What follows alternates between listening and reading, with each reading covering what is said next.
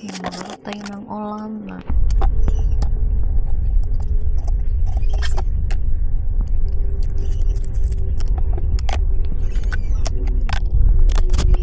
Tayo ng tocino roll. Yan, slice.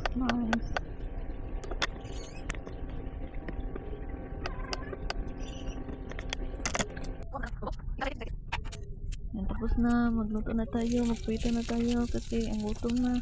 Go, go! Ay, hindi mo dyan magluto. Ayan, lutarin natin.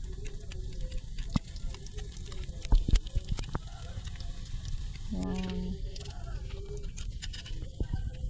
Pasensya na kayo sa boses ko guys. First time ko kasi mag-voice over eh. Luto na, kaya tayo. Thanks!